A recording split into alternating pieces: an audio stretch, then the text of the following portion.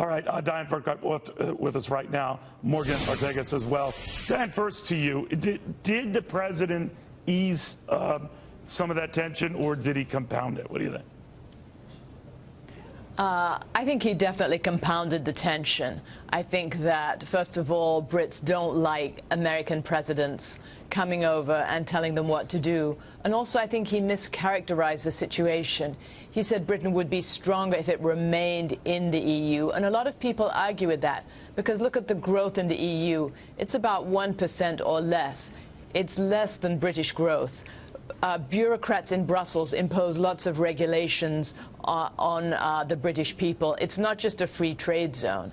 And I thought it was really impolite to say that if Britain left the EU, he would put trade with Britain on a back burner, quote, in the queue after everybody else.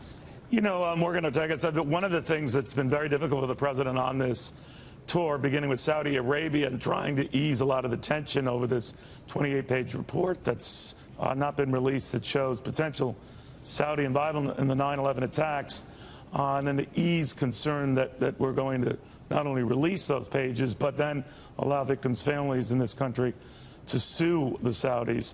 I don't know how successful the trip was, but of course there's still hurt feelings on both sides. And now weighing in on the British matter, he wraps things up in Germany, so I don't know what the trifecta would be here, but what is your sense of how this trip is going? You know, I would call this the Obama fatigue tour. I think he seemed exhausted and our allies seemed exhausted of 7 years of policies that have not been in their best interest. I think first, if you look at the UK, it's not just Boris, the London mayor, that has criticized the president for getting involved. When the president landed, there was 100 members of parliament that wrote a letter that basically said, and these are from different political parties, asking the president not to weigh into something that frankly wasn't of his concern.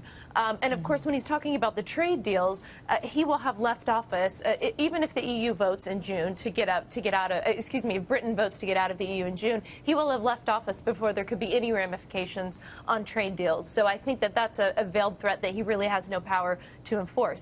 When it comes to Saudi Arabia, that was a much icier trip for him. I mean, clearly the king and his deputies did not meet with him. But see, I think the Saudis are less concerned about the 28 pages.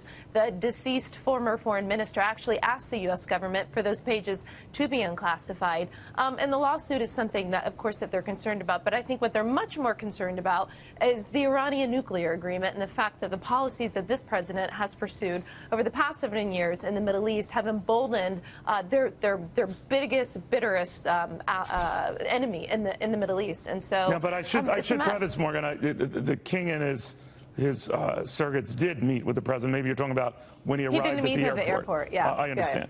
Yeah. I want to bring in Kim Holmes, a former Assistant Secretary of State here. And Secretary, it's always risky when someone comes in, a foreign leader, into a country, and they're knee-deep in the middle of a raging debate. He or she can't avoid trouble. I think Angela Merkel dealt with that when she visited Britain and was sort of scolding the Brits on not being more magnanimous when it came to taking in migrants, what have you. So you can't win in these situations, but what is the protocol on that? You know protocol better than I. Many argue that I have no sense of protocol. So help me with this, sir. How is that done? Can you hear me? Oh, I'm sorry. That's okay. I didn't. What is the protocol on leaders coming to another country and stating their opinion versus shutting up? Well, there is no protocol, official protocol. There is only the politeness of not going into a country and intervening in the internal politics, particularly when there's such a close split in the public opinion inside the UK. I mean, we all understand that Prime Minister Cameron, who supports Brexit or Britain's exit from the European Union, he wants to have President Obama as an ally. But as you rightly pointed out, there's not just the mayor of London, Boris Johnson, but there's also prominent officials inside the UK, like Ian Duncan Smith, a former member of the cabinet, that also opposes this. And so I was really surprised by how much time President Obama spent in that press conference going over this. I don't think it's going to go over very well, and may actually hurt Prime Minister Cameron's case. You know, Diana, I always wonder what is the difference when a leader does something like this, and maybe there's a different sort of latitude or range given a pope, or when Pope Francis starts talking about our treatment of illegals. Maybe the Pope gets a pass because he's a religious man and he's stating his opinion. I'll just say he's getting too political. But what do you make of that?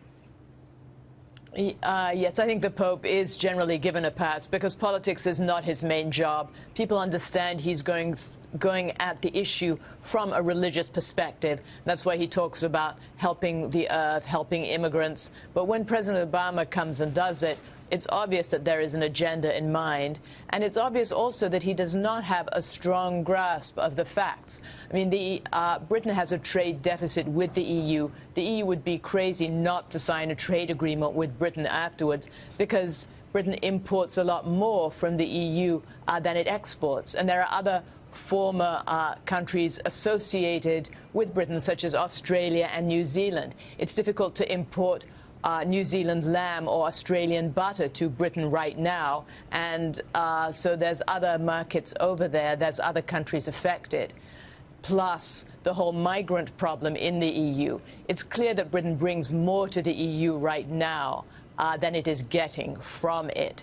And at the very least, it should be turned more into a trade zone and less into a harmonization of regulation and taxation zone.